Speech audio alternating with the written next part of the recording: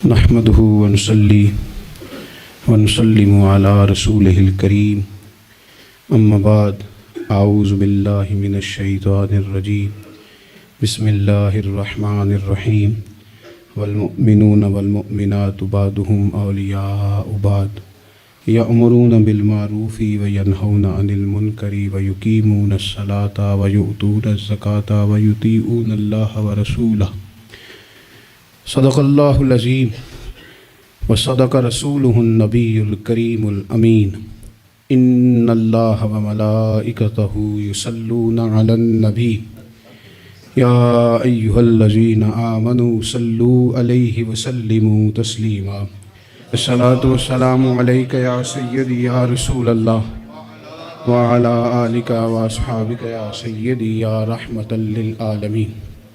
حمد و صلاۃ کے بعد دوستوں، بزرگوں اور بھائیوں، انسان معاشرے میں جب جنم لیتا ہے، پیدا ہوتا ہے، اور پھر وہ اپنی عمر کے منازل طے کرتا ہے۔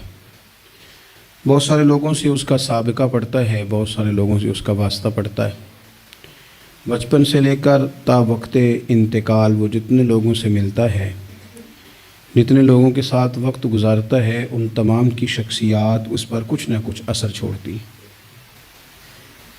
جو بالکل غیر جاندار چیزیں ہیں نا، آپ سمندر کے کنارے بیٹھ جائیں تو آپ کے جسم کو خنکی محسوس ہوگی، ٹھنڈک پہنچے گی، اور آپ آگ کے پاس بیٹھ جائیں گے تو وجود حرارت محسوس کرے گا۔ انسان کا وجود ظاہری طور پر بھی اور باطنی طور پر بھی باہر کا خارجی اثر قبول کرتا ہے۔ اب بہت سارے لوگ ہیں جو یہ کہتے ہیں کہ میں بڑا پکا ہوں، مجھ پر کسی بات کا اثر نہیں ہوتا۔ یہ بات بہت زیادہ درست نہیں ہے۔ انسان بہرحال اثر قبول کرتا ہے۔ ہاں، جو لوگ علم میں، عمل میں اور نظریات میں بہت زیادہ پختہ ہو جاتے ہیں اور بہت زیادہ وہ معلومات رکھتے ہیں، وہ کئی دفعہ سامنے والا جب بات کرتا ہے تو اس کی بات کا جواب یا رد ان کے پاس موجود ہوتا ہے، تو پھر وہ اس اثر سے بچتے ہیں، لیکن کلیتاً نہیں۔ بہرحال کچھ نہ کچھ اثرات عام لوگوں پر، میں کہہ چکا ہوں کہ جو اسپیشلسٹ لوگ ہیں کسی بھی معاملے میں وہ تو بچ جاتے ہیں، لیکن عام لوگ بہرحال اثر قبول کر لیتے ہیں۔ اللہ تبارک و تعالیٰ نے نا اپنے بندوں کی اس کمزوری پر بھی اپنے بندوں کو یہ رہنمائی کی ہے کہ چونکہ تم نے اثر قبول کرنا ہے، لہذا اس طرح کرنا کہ صالح نیک لوگوں کی صحبت میں بیٹھنا، اور جو برے لوگ ہوں ان سے خود بخود پرہیز کرنا، ان کے پاس ہی نہ جانا۔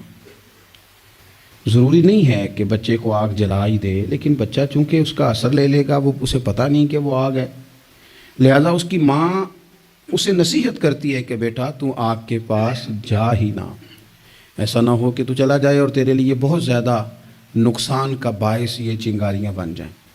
اللہ تبارک و تعالیٰ نے نا ہمیں صالحین کی صحبت اختیار کرنے کا کہا اور برے لوگوں سے بچنے کا کہا، اور اگر قرآن مجید کی زبان میں سادہ ترجمہ کیا جائے تو ایک قوم کے پاس بیٹھنے کو کہا اور 2 مرتبہ پرہیز کا کہا۔ صراط الذین انعمت علیہم، ان لوگوں کے رستوں پہ چلو جو انعام یافتہ ہے، وہ ایک گروہ بتایا، اور غیر المغضوب علیہم ولا الضالین، ان سے بچو جن پر غضب ہوا اور وہ جو رستے سے بھٹک گئے، گمراہ ہو گئے۔ پرہیز کی باری آئی تو 2 لوگ بتائے، بھٹکے ہوئے سے بھی بچنا، اور جو فضل والے نہ ہوں، غضب والے ہوں، ان سے بھی بچنا۔ تو صالح صحبت، اچھی صحبت، نیک لوگوں کے ساتھ اٹھنا بیٹھنا۔ قرآن مجید کی سورہ توبہ میں اللہ کریم ارشاد فرماتے ہیں والمؤمنون والمؤمنات بعضهم اولیاء بعض، مومن مرد اور مومن عورتیں ایک دوسرے کے مددگار ہیں، دوست ہیں، مددگار ہیں۔ کیا مدد کرتے ہیں؟ وہ مالی مدد کرتے ہیں، ان کو معاشی طور پر سپورٹ کرتے ہیں؟ نہیں، ارشاد فرمایا یأمرون بالمعروف وینہون عن المنکر، وہ نہ بھلائی کا حکم دیتے ہیں اور برائی سے منع کرتے ہیں۔ یہ والی مدد کرتے ہیں ایک دوسرے کی، یہ مومنوں کا کمال ہے۔ اور پھر وَيُقِيمُونَ الصَّلَاةَ وَيُؤْتُونَ الزَّكَاةَ، وہ نماز صحیح ادا کرتے ہیں اور زکوٰۃ بھی ٹھیک ٹھیک ادا کرتے ہیں، وَيُطِيعُونَ اللَّهَ وَرَسُولَهُ، اللہ کی بھی اطاعت کرتے ہیں اور اللہ کے رسول کی بھی اطاعت کرتے ہیں۔ ان کی مدد یہ ہے ایک دوسرے کے لیے کہ وہ بھلائی کا حکم دیتے ہیں، برائی سے منع کرتے ہیں، مل کے نمازیں پڑھتے ہیں، زکوٰۃ ادا کرتے ہیں، اللہ اور اس کے رسول کی اطاعت کرتے ہیں۔ فرمایا اولئک سیرحمہم اللہ، قربان جائیں، کیا انداز کریمانہ ہے رب کریم کا۔ فرمایا یہ وہ لوگ ہیں جن پر اللہ ضرور رحم فرمائے گا، جن پر اللہ اپنے فضل سے ضرور رحم کرے گا، اللہ ضرور رحمت کرے گا ان لوگوں پر، اس لیے کہ یہ ایک دوسرے کے مددگار ہیں۔ ان اللہ عزیز حکیم، اور بے شک اللہ غالب حکمت والا ہے۔ ایک دوسرے کی مدد خیر کے کاموں میں کرنی چاہیے۔ نبی کریم صلی اللہ تعالیٰ علیہ وسلم نے فرمایا کہ اپنے بھائی کے مددگار بن جاؤ، چاہے وہ ظالم ہو یا مظلوم ہو۔ فوری طور پر انسانی ذہن میں سوال اٹھتا ہے کہ یا رسول اللہ صلی اللہ تعالیٰ علیہ وسلم، یہ مظلوم کی مدد تو سمجھ میں آتی ہے، ظالم کی مدد کیسے کریں؟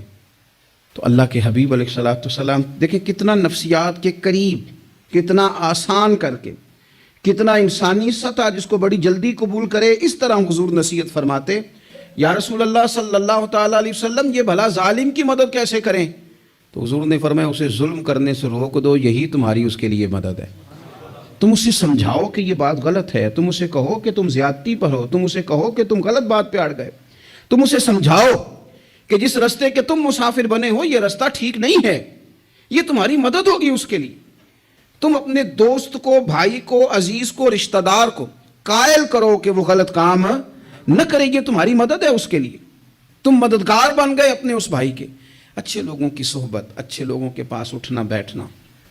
آج کل اس کا ترجمہ اور بھی کیا جا سکتا ہے کہ اچھے لوگوں کو سننا، اچھے لوگوں کی بات پر توجہ دینا۔ ہمارا نا ایک مزاج ہے ذائقہ بدلنے کا، یعنی یہ طبیعت بڑی انوکھی ہے لوگوں کی، کہتے ہیں یہ تو بات روز سنتے ہیں، کوئی انوکھی بات نہ سنیں، اس چہرے کو تو روز دیکھتے ہیں، کوئی انوکھا چہرہ نہ دیکھیں۔ لیکن درویش کیا کہتے ہیں؟ کہتے ہیں پاویں سونے ملن ہزارہ، آسان نہیں یار بٹونا۔ او بھائی یہ مطلب سنو تو صحیح جی فلانا کیا کہہ رہا ہے۔ او بھائی خدا کے بندے پہلے تو اپنوں کی تو سن لے، وہ تو سمجھ لے، اس پر تو تھوڑا سا تو غور کر لے۔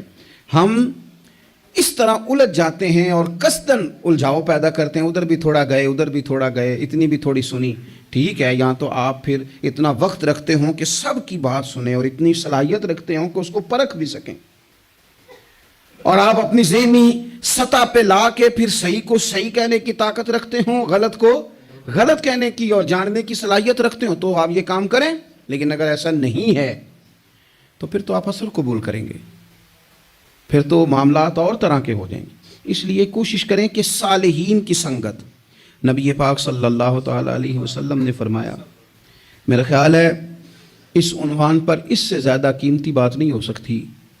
اللہ کے حبیب علیہ السلام نے فرمایا کہ انسان اپنے دوستوں کے دین پہ ہوتا ہے۔ اوئے ہوئے، اتنی بڑی بات فرمایا، انسان اپنے دوستوں کے مذہب پر ہوتا ہے۔ اس لیے سوچ کے بنایا کرو کہ یار کسے بنا رہے ہو، غور کر لو، اس کو دوستی کو، یارانے کو، اٹھنے بیٹھنے کو معمولی سا کام نہ سمجھنا، آنے جانے کو، سفر کرنے کو معمولی سا کام نہ جاننا۔ بندہ اپنے دوستوں کے مذہب پہ ہوتا ہے، اس کے منہ میں زبان اپنی ہوتی ہے۔ اکثر لوگ ایسے ہوتے ہیں ان کے منہوں میں زبان اپنی ہوتی ہے، لفظ اپنے نہیں ہوتے، جملے کسی اور کے بول رہے ہوتے ہیں۔ اس کا مطلب یہ ہوتا ہے کہ وہ سارا اثر قبول کر چکے ہیں کہ جو انہیں یہاں تو راہ حق پہ لے گیا ہے، اور اگر جس کا وہ اثر لے رہے تھے بندہ غلط تھا تو وہ انہیں غلط ترک پہ لے گیا ہے۔ ایک بات خواجہ حسن بصری کی، اللہ اکبر، صحیح لوگ چل رہے ہوتے ہیں، کسی درویش کے عقیدت مند ہوتے ہیں، تربیت پا رہے ہوتے ہیں، رستہ صحیح چل رہا ہوتا ہے، لیکن وہ مطلب فٹافٹ ایک کوئی شخص بیچ میں گھستا ہے اور آگے کہتا ہے نہیں میں تجھے بتاتا ہوں معاملہ تو کچھ اور ہے۔ وہ بالکل سڑک پہ صحیح چل رہے ہیں، اب انہوں نے غلطی کیا کی، انہوں نے ہر چمکنے والی چیز کو سونا سمجھ لیا، انہوں نے ہر اجلی چیز کو طیب جان لیا۔ حضرت خواجہ حسن بصری فرماتے ہیں بروں کی صحبت میں نہ بیٹھنا، بروں کی صحبت تجھے اچھوں سے بدگمان کر دے گی۔ وہ تیرے ذہن میں اچھوں کے بارے میں. حضرت پیر چندن شاہ صاحب رحمۃ اللہ تعالیٰ علیہ عالم مہار شریف والے, حضرت پیر چندن شاہ صاحب رحمۃ اللہ علیہ کے پاس نا ایک نوجوان آیا تو پیار ہو گیا, وہ بیٹھنے لگا, طریقت سیکھنے لگا. وہ لوگ بھی بڑے خالص تھے, انہیں مریدوں کی صورت میں طاقت نہیں چاہیے ہوتی تھی, بلکہ انہیں مریدوں کی صورت میں وہ لوگ چاہیے ہوتے تھے جو ان کا پیغام آگے پہنچائیں, جو ان سے وہ سیکھیں, جو وہ سکھا کے انہیں دیندار بنانا چاہتے ہیں. تو بچہ بیٹھ گیا, حضرت بھی بڑا ہی پیار کرنے لگے, اسے دین سمجھانے لگے. تو اس کے والد صاحب پیچھے سے آئے اور آگے کہنے لگے, پتر چل گھر چلیے. کہنے لگے جی ابا جی ہوں میں تے نہیں جانا, میں تے اتھی رہنا ہے. کہنے لگا پتر چل میں بڑے پیر ویکھے نے. تو بیٹا بیٹھتا تھا نا صحبت میں, تو کچھ میٹھی باتیں اور خوبصورت جملے اسے بھی سمجھ میں آ گئے تھے. کہنے لگا ابا جی تساں تے بڑے ویکھے نے, تانوں نہیں نہ کسے ویکھیا. یہ تیری نظر کا کمال ہے کہ میری زندگی کا سوال ہے, تجھے نہیں نہ کسی نے دیکھا, مجھے تو دیکھ لیا. میری مجبوری ہے کہ میں کسی کی نظر میں آ گیا, اور نظر کی جولانیاں نہ پوچھو. نظر تو وہ ظالم نظر ہے, اٹھے تو بجلی پناہ مانگے اور گرے تو خانہ خراب کر دے. اس لیے میں تو نظر میں آ گیا ہوں, مجھے بتائیں میں کدھر جاؤں, میرا معاملہ اور طرح کا ہو گیا. تو عزیز دوست آپ یہ دیکھیں کہ آپ کسی صالح بندے کی صحبت میں جا رہے ہیں اور یکدم ایک شخص آیا ہے, اس نے آ کے سارا معاملہ روک دیا. بروں کی صحبت اچھوں سے بدگمانی پیدا کرتی. آپ کے دوستوں کا ٹھیک ہونا بڑا ضروری ہے, حلقہ احباب کا درست ہونا بڑا ضروری. آپ نے تھوڑا سا بھی جس کے ساتھ سفر کرنا ہے نا, اس بندے کا بھی ٹھیک ہونا بڑا ضروری ہے. ورنہ انسانی ذہن میں بعض لوگ ایسے سوالات چھوڑ دیتے ہیں کہ وہ سوالات نہیں ہوتے, وہ وسوسے ہوتے ہیں. وہ تو ایک جملہ کہہ کے گزر گیا, اور انسان ہے کہ وہ لڑتا رہا, جد و جہد کرتا رہا. مجھے بڑی اچھی طرح بات یاد ہے, میں اپنے احباب میں سے سمجھ لیں یا بہن بھائیوں میں سے نہ کسی کے ساتھ کو تھوڑا بہت خیر کا کام کرتا تھا اپنی توفیق کے مطابق. تو ایک دن میں دوبارہ سے اسی سلسلے میں اپنی خدمت کے لیے حاضر ہوا تھا. تو میں واپس لوٹا تو ایک صاحب مجھ سے کہنے لگے کنا کچھ تو سائیں پار چڑھا ہے, دیکھ رہے ہیں سالوں گزر گئے. میں آپ کو اپنی بات بتاتا ہوں. تو واقعی میرا ذہن الجھنے لگ گیا. واپس آنے تک میں نے کہا یار یہ کب تک, یعنی کہ تو ہر روز کوئی نہ کوئی بات سنا دیتے ہیں کہ فلانی بھی مجبوری ہے, فلانی بھی, کب تک یہ کرنا ہے. میرا ذہن خاصا الجھ گیا اور میں بڑی عجیب سی کیفیت میں چلا گیا. میں اسی پریشانی کے عالم میں تھا کہ میں نے طبقات امام شورانی کھولا. ویسے ہی بائی دوے تو سامنے ایک بزرگ کا قول آ گیا. وہ کہنے لگے یاد رکھنا بندے بندوں کے محتاج نہیں, بندے رب کے محتاج ہیں. اور اگر کوئی بندہ کسی کا بھلا کرتا ہے نا تو بس اللہ نے اس کی ڈیوٹی لگائی ہے, باقی دے اللہ ہی راہ ہے. بندے بندوں کے محتاج, اگر کوئی بندہ کسی کو کچھ دیتا بھی ہے تو وہ اللہ کی دی ہوئی ڈیوٹی سر انجام دیتا ہے. بندے او ہو میرا تو رو رو کے برا حال ہو گیا. اور میں نے کہا تو کیا سوچنے لگ گیا تھا, تو کچھ ہے, میں مسکین پرانا خادم کسے در ملی نہ ٹوئی, تے واصف یار نے نظر جو کیتی تے واصف ہی ہوئی. وہ پتہ سارا ہے نا سردار نو کیتیاں دا, اے دا پردہ چپایا ہی چلو بھلا ہو سی. الجھے نہیں, لوگ الجھا دیں گے آپ کو, چھوٹی سی بات کریں گے آپ الجھ نہیں, آپ کہیں گے اوہ میری وجہ سے چل رہا. تیری وجہ سے کچھ بھی نہیں چل رہا, کچھ بھی نہیں تیری وجہ سے چل رہا. بڑے بڑے تھے جو قبروں میں لیٹ گئے, ہوئے نامور بے نشاں کیسے کیسے, اور زمین کھا گئی نوجوان کیسے کیسے. کہاں میرے بھائی کسی کی وجہ سے نہیں, یہ نظام میرے رب کا ہے اور میرے مالک کی قدرت سے چل رہا ہے. یہ نبی کریم علیہ السلام کی نگاہ کرم سے چل رہا ہے. اس لیے الجھے نہیں. آپ کو لوگ الجھائیں گے, کہیں گے کب تک جی آپ تو فلانا تو بس ایسے ہوگا. نہ الجھے نہیں, کبھی نہیں الجھے. سنیں, ہمارے ارد گرد کے حلقہ یا احباب کا ٹھیک ہونا اتنا ضروری ہے, اتنا ضروری ہے کہ داتا گنج بخش علی اجوی رحمۃ اللہ علیہ فرماتے ہیں کہ مکہ معظمہ میں ایک شخص طواف کعبہ کر رہا تھا. بڑے سارے لوگ کہہ دیتے ہیں دعا میں یاد رکھنا, دعا میں یاد رکھنا. تو وہاں نا اپنی طلب اتنی زیادہ ہوتی ہے کہ وہ بندہ مطلب خزانے کے سامنے کھڑا ہے تو وہ کہتا ہے یہ بھی اپنے لیے لے لوں, یہ بھی اپنے لیے لے لوں, یہ بھی اپنے لیے لے لوں. ہوتے ہیں کچھ لوگ جن کو مطلب جو نظروں سے ہٹتے نہیں, تو بندہ ان کے لیے دعا کرتا ہی رہتا ہے, لیکن زیادہ نہیں. میں آپ کو صحیح کہہ رہا ہوں, کم لوگ ہوتے ہیں.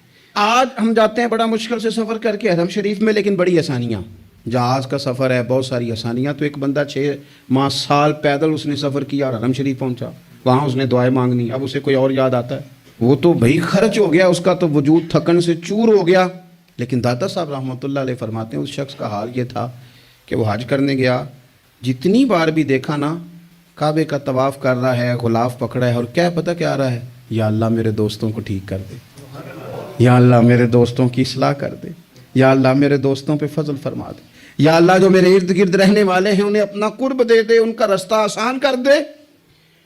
وہ کہتے ہیں ایک درویش سے نہ ہی رہا گیا، اس نے کہا خدا کے بندے کچھ اپنے لیے بھی مانگ، جتنی دفعہ تجھے دیکھا ہے تو کہتا ہے یا اللہ میرے دوست ٹھیک کر دے، میرے دوست ٹھیک کر دے۔ وہ کہنے لگا تمہیں پتہ ہی نہیں، یہ بھی میں اپنے لیے ہی مانگ رہا ہوں۔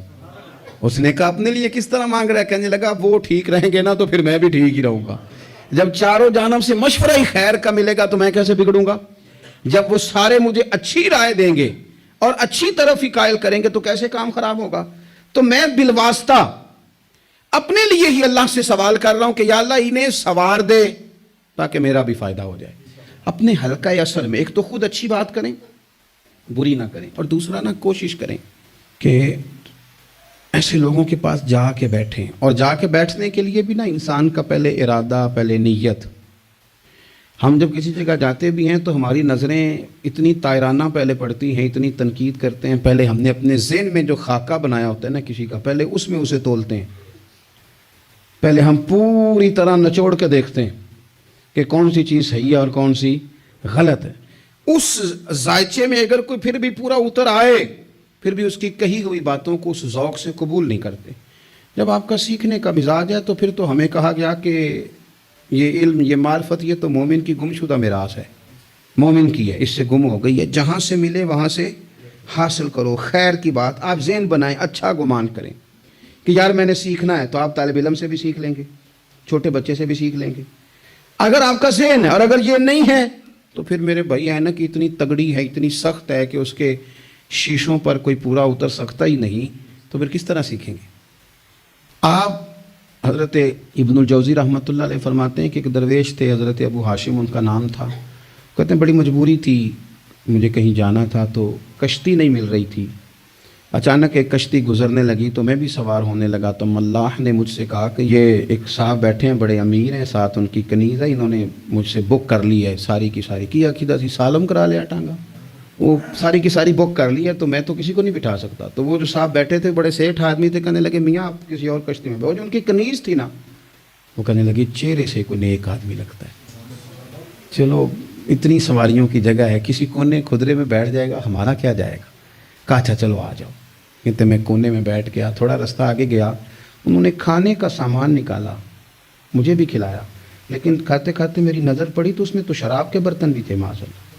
پھر اس شخص نے کھانا کھانے کے بعد اس کنیز سے کہا کہ مجھے معاذ اللہ گانا سناؤ۔ وہ گانے گانے لگی، یہ میری طرف متوجہ ہونے لگا، مجھے کہنے لگا سنو، میں نے کہا میں یہ نہیں سنتا۔ پھر میری طرف شراب بڑھائی، میں نے کہا میں نہیں پیتا، تو کہنے لگا تو کیا سنتا ہے، تو کیا سنتا ہے؟ تو کہنے لگے میں سناؤں کیا سنتا ہوں؟ کہا سنائیے۔ فرماتے میں نے قرآن پاک پڑھنا شروع کر دیا۔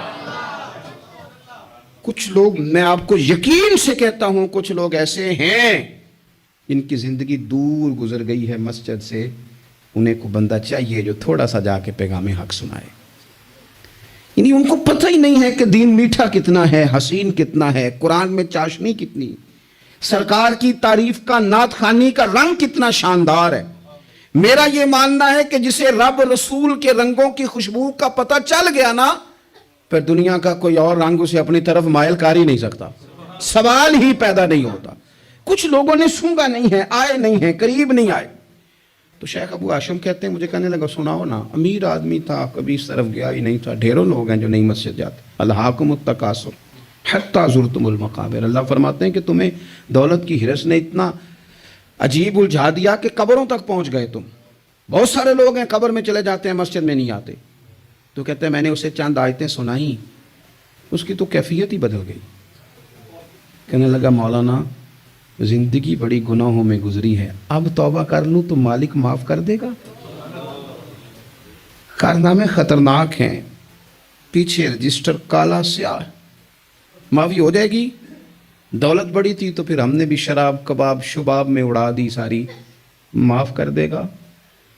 تو کہتے ہیں میں نے کہا ہو بندے کے آنے کی دیر ہے، اس کی رحمت تو فوراً ہی قبول کر لیتی ہے، ویسے بھی عدل کریں تے تھر تھر کمبن، اونچیاں شاناں والے تجھے فضل کریں تھے پھر تے بخشے جامن میرے جے منہ کالے. کہتے اس نے اس کنیز کو آزاد کیا, دولت اللہ کی راہ میں خیرات کی, 40 سال میرے ساتھ رہا. پھر میں نے اس کی زبان سے سوائے خیر کے جملہ نہیں سنا. ایک کی بات کرتا تھا, کہتا تھا شیخ کاش آپ مجھے تھوڑا پہلے مل جاتے, زندگی سے یہ گلا ہے کہ تو ذرا دیر سے ملا ہے. پہلے مل جاتے نا تو شاید میری زندگی کے کچھ اور دن بن جاتے, تھوڑی دیر اللہ والے کی صحبت.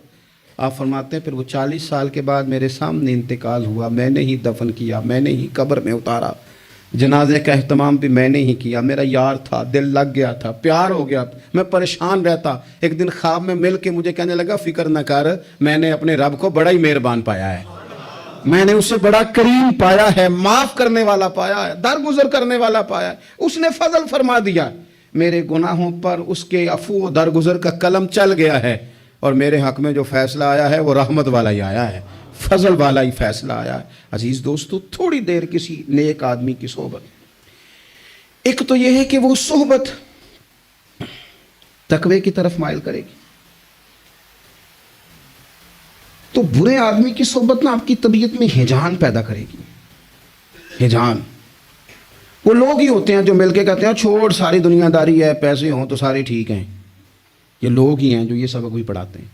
وہ لوگ ہی ہیں وہ کہتے ہیں چھوڑ یار, کون سے درویش, کون سے مولوی, کون سے دیندار, سب اسی طرح کے ہی ہیں. یہ لوگ ہی ہیں جو کہتے ہیں چھوڑو میاں تم کس چکر میں پڑ گئے, ابھی تو اتنی عمر پڑی ہے. یہ سب چیزیں ہیں. ہمارے صاحب رحمۃ اللہ علیہ ارشاد فرمایا کرتے تھے کہ بڑے بڑے گھروں کے مہمان نہ بننا, ورنہ بڑے بڑے اونچے اونچے مکان تمہارا بھی دل چاہے گا کبھی میرا بھی اس طرح کا گھر ہو جائے نا. بڑے بڑے اونچے اونچے منصب دار لوگوں کے پاس نہ جانا, ورنہ تمہارا خیال بڑھے گا. دعوت کے لیے جانا, پیغام حق کے لیے جانا, وہ معاملہ ایک الگ ہے, لیکن اس شوق سے جانا کہ یہ بڑا آدمی ہے, فرمایا تمہارے لیے مشکل ہو جائے گی. تمہارا دل کہے گا کہ تو اتنے بڑے گھر میں کیوں نہیں رہ سکتا. اور پھر میں نے یہ بھی دیکھا ہے کہ بڑے بڑے خیر والے لوگ تھے لیکن صحبت بری مل گئی, لوگ نہیں ٹھیک مل سکے, مشیر نہیں ٹھیک مل سکے, معاونین نہیں ٹھیک مل سکے, رستے میں رہ گئے. صحیح بخاری میں ایک بادشاہ کا واقعہ ہے, بادشاہ کا. میں نے جب اسے پڑھا تو میں حیران ہی رہ گیا کہ یہ جو مشیر وزیر ہوتے ہیں یہاں تک لے جاتے ہیں بندے کو. ہمارے ایک وزیر صاحب نے تھوڑے دن پہلے کہا ہے بیچارے نا خبروں میں رہنے کے لیے اس طرح کی شرارتیں کرتے ہیں. اس کی وجہ یہ ہوتی ہے کہ ملک کا نظام تو چلتا نہیں, تو پھر وہ چاہتے ہیں کچھ لوگوں کو ادھر الجھا دو تاکہ وہ اصل سے ان کی توجہ ہٹ جائے. انہوں نے کہا کہ قائد اعظم اسلامی ملک نہیں بنانا چاہتے تھے, کون سا بنانا چاہتے تھے؟ پاکستان کا مطلب کیا؟ لا الہ الا اللہ محمد رسول اللہ صلی اللہ علیہ وسلم. میں آپ کے جواب میں صرف اتنی بات کہوں گا کہ جو پاکستان بنانے والے تھے نا وہ آپ کی طرح کے لوگ نہیں بنانا چاہتے تھے, آپ کی طرح کے لوگوں کے حوالے نہیں کرنا چاہتے. ہمارے لیڈروں کا یہ حال ہے کہ اس طرح کے لوگوں کو مشیر بنا لیتے ہیں, وزیر بنا لیتے ہیں. یہ کتنی رکاوٹ پیدا کرتے ہیں, کتنی تباہی کرتے ہیں. دیکھیے بخاری میں موجود ہے, ہرقل بادشاہ نے حضرت ابو سفیان رضی اللہ تعالیٰ عنہ جو اس وقت ابھی کلمہ نہیں پڑھتے تھے ان کو بلا کے نبی پاک علیہ السلام کے بارے میں ساری باتیں پوچھی. ایک ایک بات اس نے حضور کے بارے میں پوچھی, اور آخر میں یہ بھی پوچھا کہ کیا انہوں نے معاذ اللہ کبھی جھوٹ بولا ہے. تو ابو سفیان کہنے لگے نہیں, قربان جاؤں میری مخالفت اپنی جگہ پہ, لیکن وہ میرے سامنے پیدا ہوئے ہیں, 40 سال کی عمر میں اعلان نبوت کیا ہے, ان کی گود میں بیٹیاں کھیلتے میں نے دیکھی ہیں, ان کے مقدس بال میرے سامنے سفید ہوئے ہیں, محبوب نے جب بھی بولا حق اور سچی بولا ہے. اس کی نا طبیعت میں دین اتر گیا بادشاہ کی. اس نے اس کے جواب میں بڑا خوبصورت جملہ کہا, کہنے لگا جس نے بندوں سے کبھی جھوٹ نہیں بولا وہ یہ جھوٹ کیوں بولیں گے کہ میں اللہ کا رسول بن کے آیا. اس کی طبیعت تسلیم کر گئی کہ نبی پاک علیہ الصلوۃ والسلام سچے اور آخری نبی ہیں, اور اس نے اظہار بھی کیا, کہنے لگا مجھے یہ تو امید تھی کہ اللہ کے آخری محبوب علیہ السلام اپنی شانوں, عظمتوں, رفعتوں, بلندیوں سمیت تشریف لانے والے ہیں, پر یہ نہیں پتا تھا کہ وہ اہل عرب میں سے آئیں گے. اس نے کہا میں جلدی سے حاضر ہو کے نا حضور کی اطاعت قبول کرتا ہوں. لیکن بادشاہ تھا نا, بڑا آدمی جو ہوتا ہے نا وہ اپنے ماحول کو ذرا تھوڑا ساتھ لے کے چلنا چاہتا ہے. تو بادشاہ نے بھی نا اپنے جتنے اس کے وزیر مشیر تھے ان کو بلایا اور اپنے محل میں دعوت دی. ذرا انداز دیکھیے گا.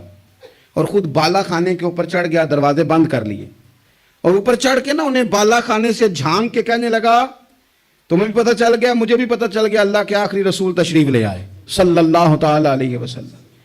اب میرا خیال ہے کہ ہماری اور تمہاری بہتری اور بقا اسی میں ہے کہ ہم بیٹھے نہ رہیں، جلدی سے جا کے محبوب پاک کے دامن کو تھام لیں، حضور کی فرما برداری قبول کر لیں۔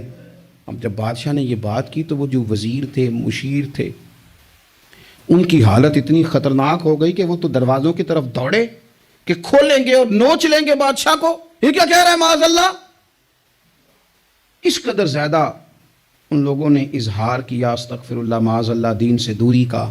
جب بادشاہ نے یہ کیفیت دیکھی نا، اوہو، بندے دیکھ کے رب رسول سے دور رہ گیا، کہنے لگو نہیں نہیں بھائی، نہیں، میں تو صرف تمہیں آزما ہی رہا تھا کہ تم اپنے دین کے ساتھ کتنے پختہ ہو، ہم نہیں کہیں بھی جا رہے، ہم یہیں رہیں گے، یہی ہمارا دین رہے گا۔ ان وزیروں نے، مشیروں نے، دوستوں نے، قریبی لوگوں نے رسول اللہ کی غلامی میں نہیں آنے دیا۔ اتنا برا اثر کرتے ہیں یہ مشیر وزیر، اتنا خوفناک حال کر دیتے ہیں انسان کا قریب رہنے والے لوگ کہ سامنے کرم کا دریا بہہ رہا تھا، لیکن اس کی بدقسمتی دیکھو، وہ دور اس لیے رہ گیا کہ اس کے دوست ٹھیک نہیں تھے، مشورہ دینے والے ٹھیک نہیں تھے، قریب رہنے والے ٹھیک نہیں، یہ دور رہ گیا۔ اور نجاشی کلمہ پڑھ کے محبوب کا مسلمان ہو گیا۔ حضرت عائشہ صدیقہ فرمایا کرتی تھی نجاشی وہ خوش قسمت مسلمان ہے کہ جب وہ دنیا سے گیا تو اس کی قبر سے بھی نور نکلا کرتا تھا۔ اس نے نہیں بادشاہ دیکھی، غلامی کی رسول کریم، اور اس نے اپنے مشیروں پر لوگ تو یہاں تک بری صحبت اثر کرے گی کہ وہ دین سے دور لے جائے گی۔ اور ایک تو ہے دین کے قریب آنا، یہ جو بات آخر میں کرنے لگا ہوں نا، یہ زیادہ توجہ طلب ہے۔ جو لوگ کہتے ہیں نا میرا دل نہیں بدلتا، جو لوگ کہتے ہیں میری کیفیت نہیں بدلتی، ذوق نہیں آتا، تو یہ حدیث بتاتی ہے کہ ذوق بھی کوئی خاص صحبت میسر آئے تو پھر ہی قائم رہتا ہے۔ وہ جو محبوب علیہ السلام نے فرمایا نا کہ اللہ کا بندہ وہ ہے جسے دیکھو تو رب یاد آ جائے۔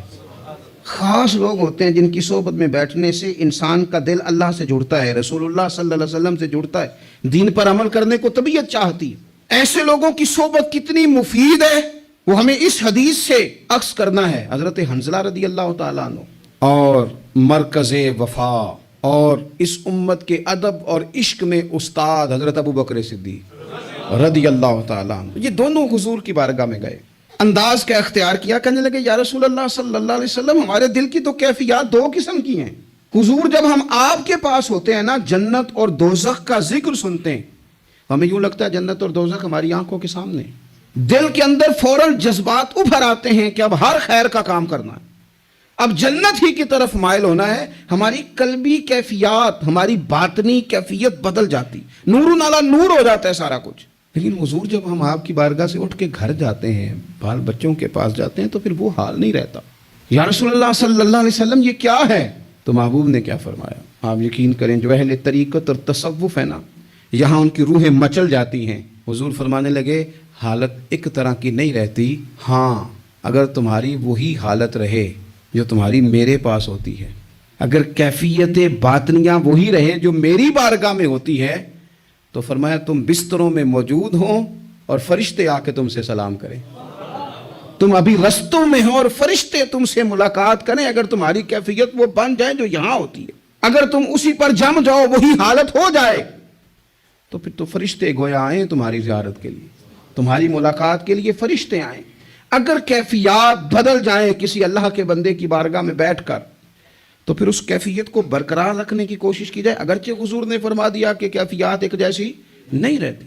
اور چلو میرے بھائی تھوڑی دیر کے لیے ہی صحیح، جتنی صحبت میسر آئے، شاید اسی لیے امام اعظم ابو حنیفہ رحمۃ اللہ علیہ کی عمر 60 سال سے زیادہ تھی، تو کسی نے پوچھا حضور کتنی عمر ہے؟ فرمایا عمر ہے 3 سال۔ حضرت آپ تو علم، عمل، روحانیت، معرفت کے شاہ سوار ہیں، تو ساری داڑھی سفید اور آپ کہہ رہے ہیں 3 سال۔